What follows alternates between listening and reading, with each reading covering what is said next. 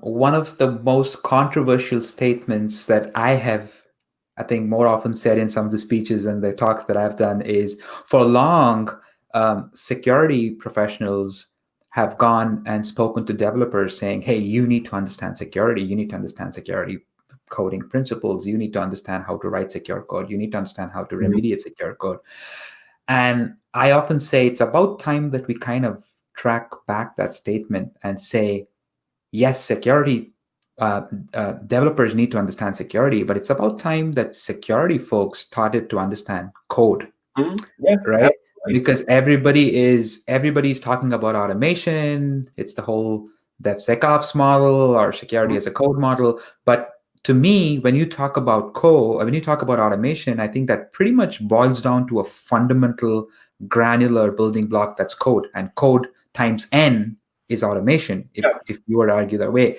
So as a CISO, especially, we're still talking about an age in which you're kind of talking about, for every 100 developers, you have 10 DevOps, and for every 10 DevOps, you have one AppSec engineer. You're still talking about that ratio. And still, everybody's kind of hunting for that one good AppSec engineer. Now, with these constraints in perspective, I want to kind of pick your brains about how important do you think is for CISOs to be particular that AppSec engineers understand code?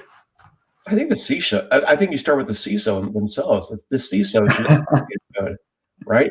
We got CISOs running around out there that some do and some don't, right? But you've got some CISOs out there that might say that they're experts in AppSec, but they've never written a line of code, and they couldn't tell if you put code around. They couldn't. They can't tell the difference between C++ and Python, right?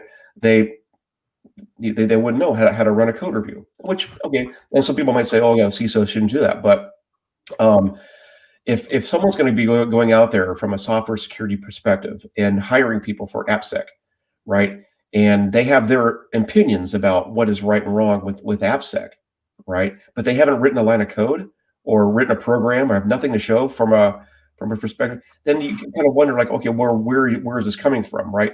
So I don't have to worry about that. You know, I've written plenty of code, and most recently at Aetna, I wrote. You could probably find it on that. I wrote a tool called APAS. Yep. It basically took an APK and decompiled it and deobfuscated it, and basically looked through the code and did like a it was like a super grep type thing where it would go through and we would define our own rules and look for vulnerabilities.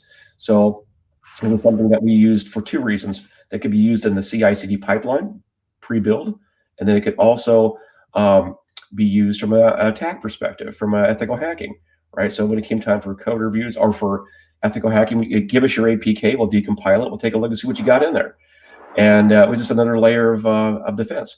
When I built out the entire mobile applications ethical hacking thing at Aetna, right? There's a lot of code involved in that. So um, so what I'm looking for an AppSec engineer is someone who's actually, that you don't have to be a super programmer, but you've got to be able to show me the difference between Python and C++, and tell me you should be able to say what are the top three vulnerabilities in those types of languages, right?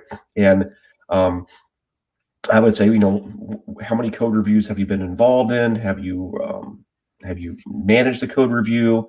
What is your experience with sitting down with engineers, right, with developers, and explaining to them and performing a code review? There was one time at Aetna, I got called into they were having a hard time in this situation because we had somebody talking to the developers, and this person was not an AppSec person per se, but they were good people, but they just didn't have the background. So I jumped in there and I was like, oh well, you've got your issues right here. You're using such and such kind of statement. It needs to be a parameterized statement versus a dynamic SQL. So things like that, right? Where you can just identify it, like it right to the point, and say, here's the issue, and here's the sink and where it goes in and all that, right, with the code review. I think an AppSec professional, again, should have that background. Why wouldn't you?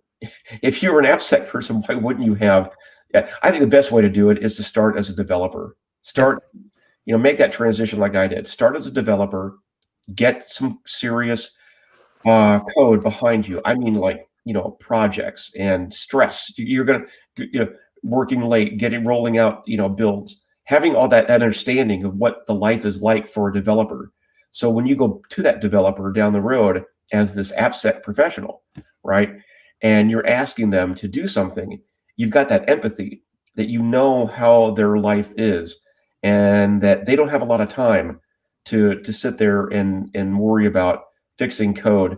You need to get right to the point. Here are the criticals and the highs that we have to focus on, guys.